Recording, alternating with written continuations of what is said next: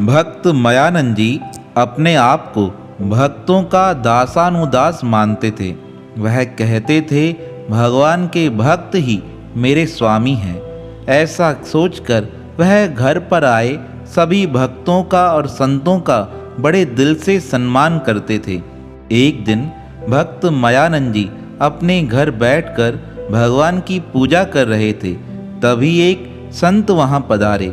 उन संतों ने आकर जब भक्त मयानंद जी को देखा तो उन्हें देखकर और टोकते हुए कहने लगे, हे भक्त मयानंद, तुमने अपने शरीर पर इतनी सुंदर चद्दर पहन रखी है। क्या यह सेवक का धर्म है? स्वयं अच्छी चद्दर पहने और स्वामी को उघाड़ा रहने दे। तब भक्त मयानंद जी कहने लगे, हे भगवान, मुझसे यह भूल हुई है, पर मैं सच्ची बात आपको बताना चाहता हूँ। यह चद्दर मेरे भगवान श्री कृष्ण ने ही मुझे अपने हाथों से भेंट की है, इसलिए मैं सदा इसे पहने रखता हूँ। तब वह संत परिहास में हंसते हुए कहने लगा, अगर ऐसी बात है, यह चद्दर इतनी ही अमोलक और इतनी कीमती है, तो क्या यह चद्दर तुम मुझे नहीं दे सकते? संतों की बात सुनकर भक्त मयानंद जी ने वह चद्दर अपने शरीर से हटाकर संतों को भेंट कर दी। पर जैसे ही संतों को वह चद्दर भेंट की गई, तभी आकाश से एक अन्य चद्दर उड़ते हुए भक्त मयानंद जी के शरीर पर लिपट गई। सब लोग यह बात देखकर हैरान हो गए कि आकाश से उड़कर यह चद्दर भक्त मयानंद जी के शरीर पर कैसे आ गई है।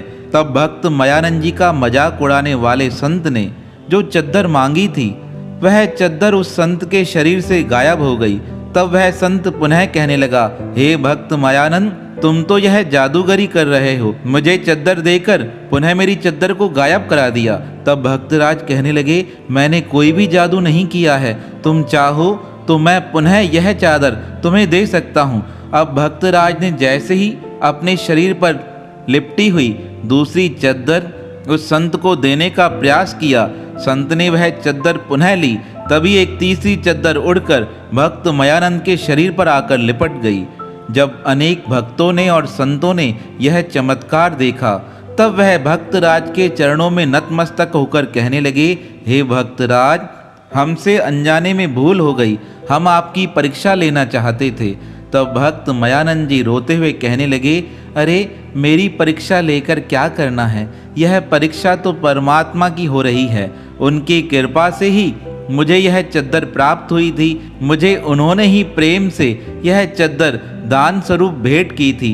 उन्होंने कहा था, भक्त मयानंद, यह चद्दर सदा अपने शरीर पर लपेटे रखना, जिससे कि तुम्हारे मन को यह अभिभूत होगा कि मैं सदैव तुम्हारे साथ हूँ। इसलिए परमात्मा की दी उस चद्दर को सदैव मैं अपने हृदय से लगा के रखता हूँ।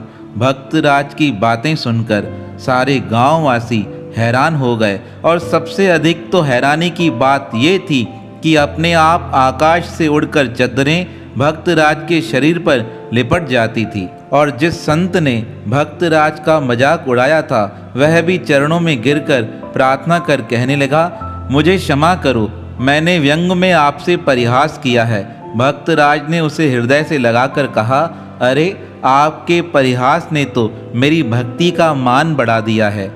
आज आपके कारण ही तो भगवान ने सबके समक्ष मेरी भक्ति का मान रखा है। देखो, भक्तों का स्वभाव कितना पावन होता है। अपना अपमान करने वालों का भी वह कितने अच्छे ढंग से सम्मान कर देते हैं। तभी तो वह भक्त भगवान को अति प्यारे होते हैं। तो अपने भक्तों का मान रखने वाले ऐसे भक्त वसल भगवान के पावन श्री चरणों में हमारा बारंबार प्रणाम है, प्रणाम है, प्रणाम है।